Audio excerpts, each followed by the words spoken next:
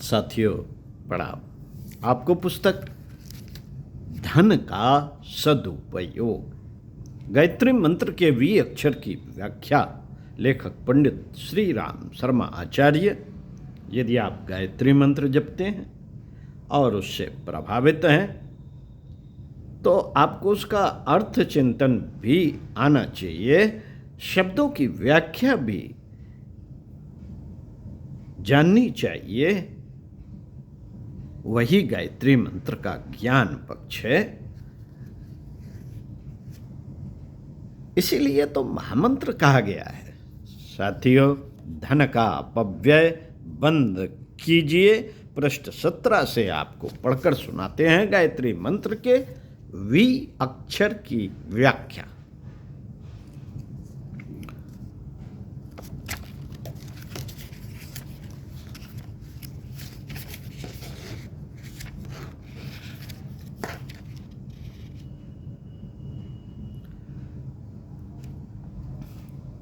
ईमानदारी और सत्य व्यवहार के उपदेश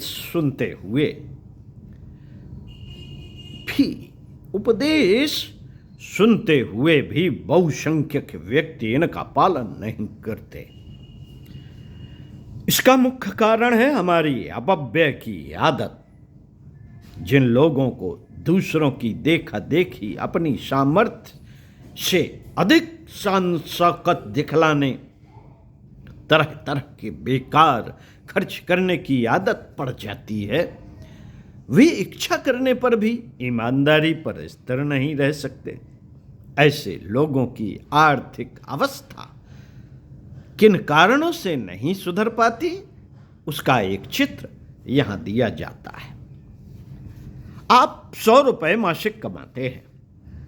आस पड़ोस वाले आपको आर्थिक दृष्टि से संपन्न समझते हैं। आपके हाथ में रुपए आते जाते हैं, किंतु आपको यह देखकर अत्यंत दुख होता है कि आपका वेतन महीने की 20 तारीख को ही समाप्त हो जाता है।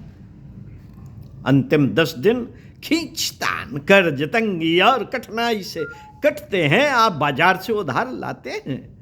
जीवन रक्षा के पदार्थ भी आप नहीं खरीद पाते। आपके नौकर, बच्चे, पत्नी आपसे पैसे मांगते हैं। बाजार वाले तगादे भेजते हैं। आप किसी प्रकार अपना मुंह छिपाए टाल मटोल करते रहते हैं और बड़ी उत्सुकता से महीने की पहली तारीख की प्रतीक्षा करते हैं। वर्ष के 12 महीने यह क्रम चलता है। कुछ बचत नहीं होती। वृद्धावस्था में दूसरों के आश्रित रहते हैं। बच्चों के विवाह तक नहीं कर पाते। पुत्रों को उच्च शिक्षा या अपनी महत्वाकांक्षाएं पूर्ण नहीं कर पाते। लेकिन क्यों? कभी आपने सोचा है कि आपका वेतन क्यों 20 तारीख को समाप्त हो जाता है? आप असंतुष्ट, झुंझलाए से क्यों रहते हैं? सोचा है कभी आपने? अच्छा, अपने घर के समीप वाली जो पान सिगरेट की दुकान है उसका बिल लीजिए। महीने में कितने रुपए आप पान सिगरेट में व्यय करते हैं? प्रतिदिन कम से कम 5-6 सिगरेट और 2-4 पान आप प्रयोग में लाते हैं। बढ़िया सिगरेट या बढ़िया माचिस आपकी जेब में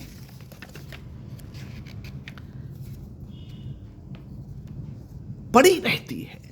बढ़िया गुटखा, बढ़िया तंबाकू आपकी जेब में पड़ी रहती है। यदि 5-4 आने रोज भी आपने इसमें व्यय किए तो महीने के 8-10 रुपए सिगरेट में फूक गए। अब आजकल तो 10-10 रुपए की सिगरेट, बीड़ी, पान, गुटखा आते हैं।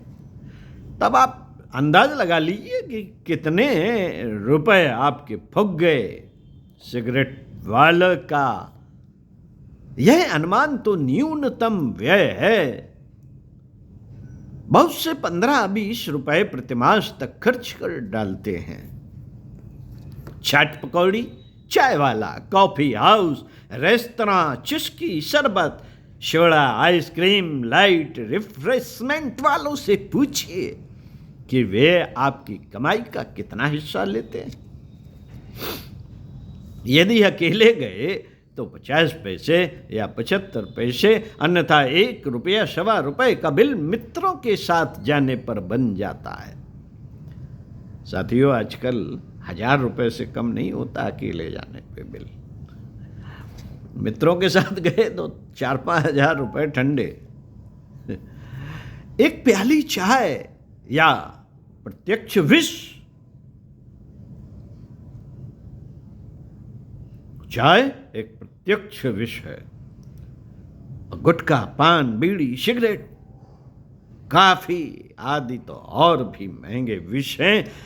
इनको खरीद कर आप अपने पसीने की कमाई व्यर्थ गंवाते हैं। चुस्की, शरबत, थोड़ा सोडा क्षण भर की चटोरी आदतों की तृप्ति करती है।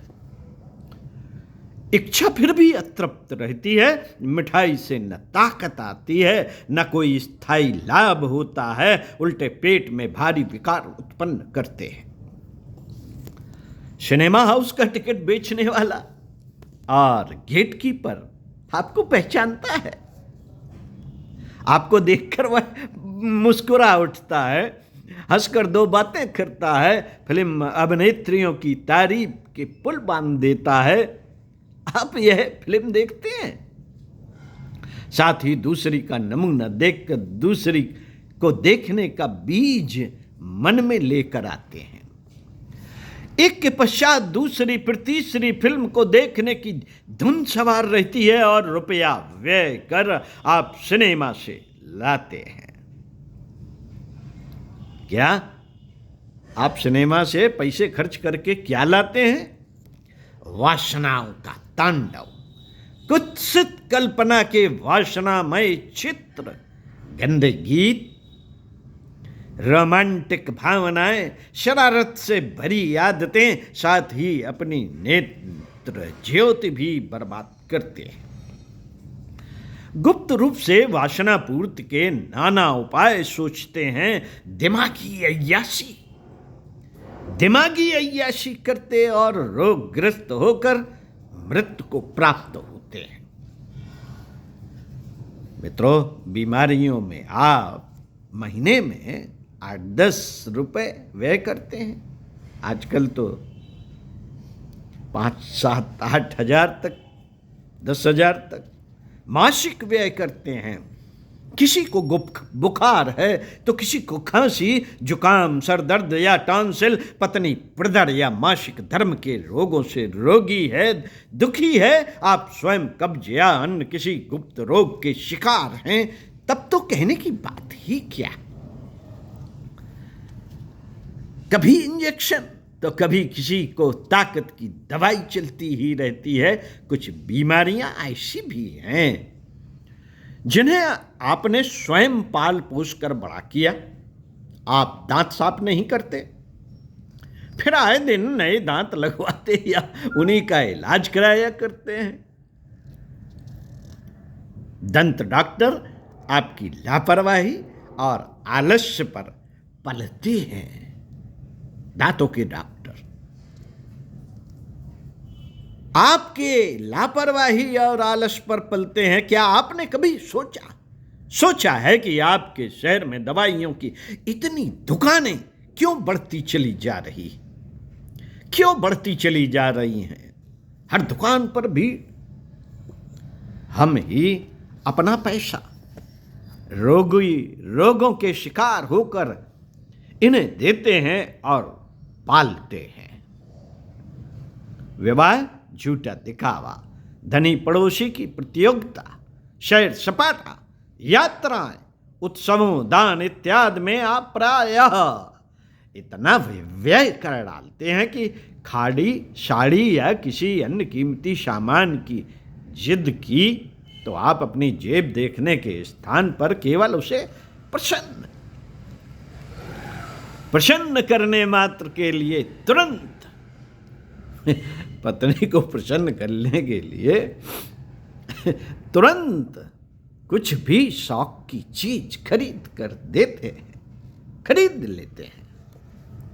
आप दिन में 1 रुपया कमाते हैं पर भोजन, वस्त्र या मकान अच्छे से रखना चाहते हैं। मकान चाहे किराए का हो, 50,000 रुपए महीना, 2-2, 4-4 कमरे ज्यादा रखते हुए जिनकी कोई जरूरत नहीं, अपनी अय्याशी में, अपनी नक्शेबाजी में, अपने फैशन में अपने आप को अच्छा दिखाने, संपन्न दिखाने की होड़ में खर्च करते हैं। फैशन में भी अंतर नहीं करते। आराम और विलासता की वस्तुएं, क्रीम, पाउडर, शेविंग, सिनेमा, रेशमी कपड़ा, सूट बूट, सुगंधित तेल, सिगरेट भी कम करना नहीं चाहते। फिर बताइए कर्जदार क्यों ना बने, क्यों करना बने? आपका धोबी महीने में 10 रुपए, आजकल 1,000 रुपए आपसे कमा लेता है। आप 2 दिन तक एक धुली हुई कमीज नहीं पहनते, पैंट की क्रीज, रंग एक दिन में खराब कर डालते हैं। हर सप्ताह हेयर कटिंग के लिए जाते हैं, प्रतिदिन जूते पर पॉलिश करते हैं। बिजली के पंखे और रेडियो के बिना आपका काम नहीं चलता। पैसे पास नहीं है फिर भी आप अखबार खरीदते हैं। मित्रों को घर पर बुलाकर कुछ न कुछ चटाया करते हैं। रिक्शा, इक्के, ट्राम, साइकिल की सवारी में, कारों में आपके काफी रुपए नष्ट होते हैं। साथियों, ज्यों आपकी आवश्यकता बढ़ेगी, त्यों आपको खर्च की तंगी का अनुभव होगा। आजकल कृत्रिम आवश्यकताएं वृद्धि पर हैं। ऐशाराम, दिखावट, मिथ्या गर्व प्रदर्शन, विलासता, शौक, मेले, तमाशे, फैशन, मादक वस्तुओं पर फिजूल खर्ची खूब की जा रही है। ये सब क्षणिक आनंद की वस्तुएं हैं। कृत्रिम आवश्यकताएं हमें गुलाम बनाती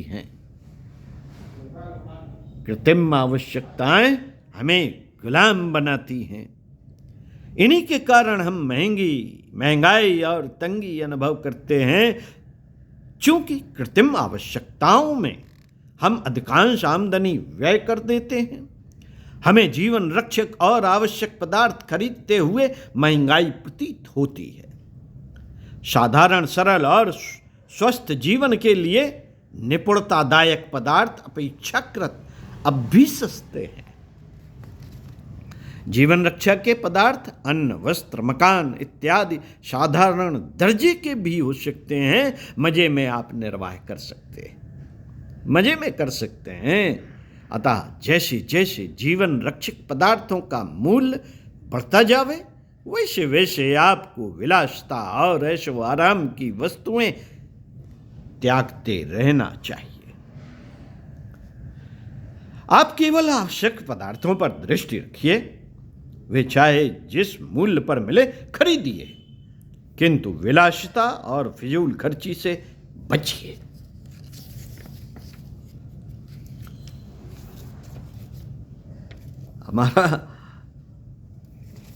हमने देखा है कि आजकल तो लाखों के लोग जूते खरीदते हैं। साथियों, बनावटी अस्वाभाविक रूप से दूसरों को भ्रम में डालने के लिए या आकर्षण में फंसाने के लिए जो मायाजाल चल रहा है, उसे त्याग दीजिए। भड़कीली पोशाक के दम से मुक्ति पाकर आप सज्जन कहलाएंगे, सरल कहलाएंगे, व्यवहारिक कहलाएंगे। आप पूछेंगे कि आवश्यकताओं, आराम की वस्तुओं और विलासता की चीजों में क्या अंतर है? मनुष्य के लिए सबसे मूल्यवान उसका शरीर है। शरीर में उसका संपूर्ण कुटुंब भी सम्मिलित है। वह अपना और अपने परिवार का शरीर, स्वास्थ्य और अधिकतम सुख बनाए रखने की फिक्र में है। उपभोग के आवश्यक पदार्थ वे हैं जो शरीर और स्वास्थ्य के लिए जरूरी हैं। ये ही मनुष्य के लिए महत्व के हैं। जीवन रक्षक पदार्थों के अंतर्गत 3 चीजें प्रमुख हैं। पहला भोजन, दूसरा वस्त्र, तीसरा मकान। भोजन मिले, शरीर ढकने के लिए वस्त्र हों और सर्दी गर्मी बरसात की रक्षा के निमित्त मकान हो। यह वस्तुएं ठीक हैं तो जीवन रक्षा और निर्वाह चलता रहता है। जीवन की रक्षा के लिए ये वस्तुएं अनिवार्य है। साथियों, यदि इन्हीं पदार्थों की किस्म अच्छी है तो शरीर रक्षा के साथ साथ निपुणता भी प्राप्त होगी। कार्य शक्ति, स्फूर्ति, बल और उत्साह में वृद्धि होगी। शरीर निरोग रहेगा और मनुष्य दीर्घ जीवी रहेगा। ये निपुणतादायक पदार्थ क्या है? साथियों, अच्छा पौष्टिक भोजन जिसमें अन्न, फल, दूध, तरकारियां, घृत इत्यादि प्रचुर मात्रा में हो। टिकाऊ वस्त्र जो सर्दी से रक्षा कर सके। हवादार स्वस्थ वातावरण में खड़ा हुआ मकान जो शरीर को धूप, हवा, जल इत्यादि प्रदान कर सके। यदि आपकी आमदनी इतनी है कि निपुणतादायक चीज, अच्छा अन्न, घी, दूध, फल, हवादार मकान, स्वच्छ वस्त्र, कुछ मनोरंजन खरीद सकते हैं तो आराम की चीजों को अवश्य लीजिए। इनसे आपकी कार्यकुशलता तो बढ़ेगी, पर उस अनुपात में नहीं जिस अनुपात में आप खर्च करते हैं। साथियों, आपने ध्यान से सुना, अच्छा लगा। कुछ अच्छी पढ़ने की आदत बना लीजिए तो और अच्छा लगेगा। और चिंतन मनन का अगर क्रम बना लिया तो सोने में सुहागा हो जाएगा। ज्ञान में वृद्धि होती चली जाएगी। मोक्ष की प्राप्ति ज्ञान प्राप्ति से ही होती है। ओम शांति।